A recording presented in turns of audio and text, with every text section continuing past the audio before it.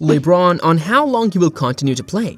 LeBron James, the star forward for the Los Angeles Lakers, is aware that his storied career is coming to an end and that he will need to make a mental commitment to continue playing as he ages. Welcome back everyone. In today's video, we'll discuss the legend of LeBron. Don't forget to subscribe to our channel. Let's begin. James spoke with the media following recent loss to the Miami Heat on how long he plans to play and what is going to keep him there. "I don't have a number," he said. "I know as long as my mind stays in it, I can play at this level for a minute. Now, that's up to my mind.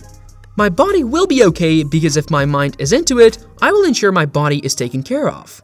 And I will continue to put in the work." James continued by saying he wants to play meaningful basketball for his career. "I'm a winner, and I want to win. And I want to win and give myself a chance to win and still compete for championships," he said, later adding, "I know it takes steps to get there. But once you get there and know how to get there, playing basketball at this level just to be playing basketball is not in my DNA. It's not in my DNA anymore. We'll see what happens and see how fresh my mind stays over the next couple of years."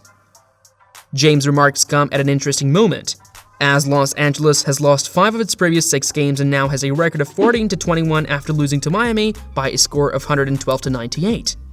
The absence of a star big man Anthony Davis, who is out indefinitely with a foot ailment, has left the Lakers looking like they're not a title contender this season. James is still performing well in his 20th season, averaging 27.8 points, 8 rebounds, and 6.6 assists per game. He reportedly stated privately that if his body holds up, he would like to continue playing until he is 45. But it's still being determined where James' career will go if Los Angeles cannot develop a contender around him. Another element that may affect the last chapters of his illustrious career is that he has already stated that he aspires to play on the same team as his sons, if they're admitted to the NBA. Before he even set foot on any NBA court, LeBron James, the first pick in the 2003 draft, was the subject of intense fanfare.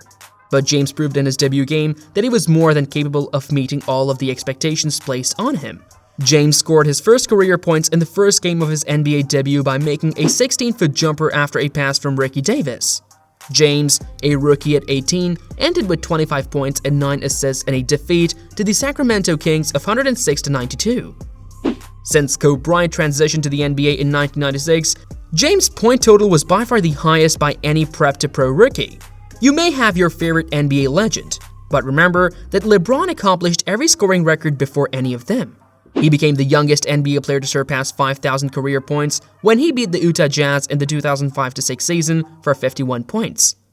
James, when 21, needed 45 points to surpass Bryant and become the youngest person to achieve 5,000. Bryant reached his 5,000th point when he was 22 years old. To defeat the Jazz, James shot 19 for 35 from the field overall and hit 9 out of 11 free throws. James was hindered by a painful knee, raising questions about whether he would even participate in this game.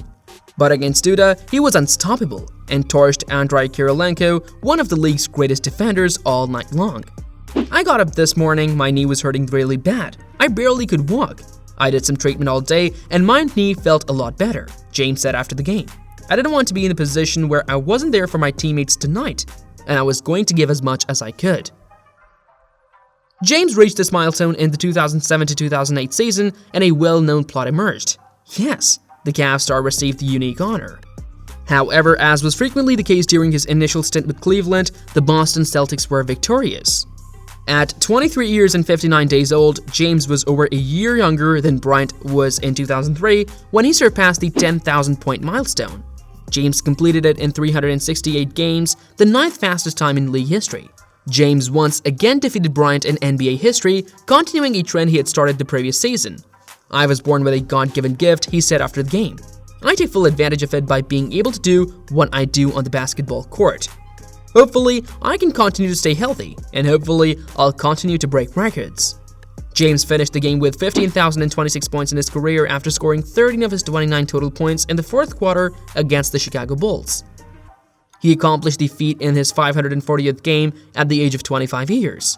Bryant accomplished this feat while playing for the Los Angeles Lakers in his 657th game at the age of 27 years. James reached that milestone and other scoring milestones in the 2009 and 10 season, such as the 13,000-point plateau against the Celtics and the 14,000-point plateau against the Nets.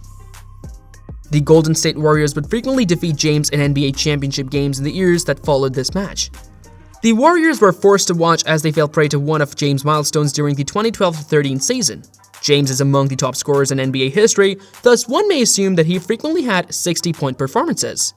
In case you were wondering, James played in just one such game during his career, although he has 11 games of 50 to 59 points.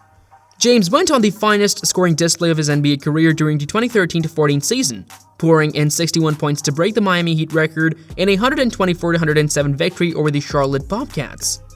James had 22 of his 33 field goal attempts, including his first 8 three-point tries.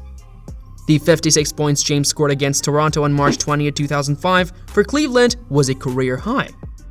On April 15, 1995, when the Heat played Orlando, Glenn Rice scored 56 points to set the record. James scored 24 points in the half and another 25 in the third.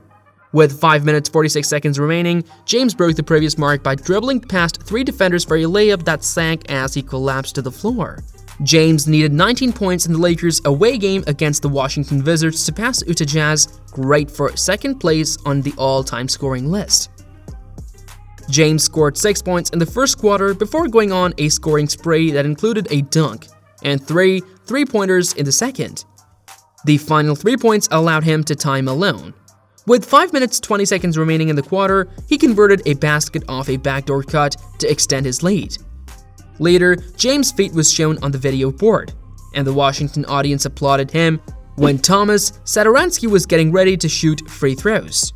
James waved his hand in appreciation of the applause before hugging his old teammate Kentavious Caldwell-Pope of Washington. James was more worried about the Lakers squandering a 16-point lead at the time of the accomplishment than he was about himself. LeBron James is undoubtedly the greatest of all time, and we don't yet know until as to when he will keep playing and making new records. But one thing's for sure, LeBron James is not thinking about retirement anytime soon, and his charismatic personality is what is keeping him going. That is all for this video. We'll be back soon with another informative video. Don't forget to like and share this video. Until next time.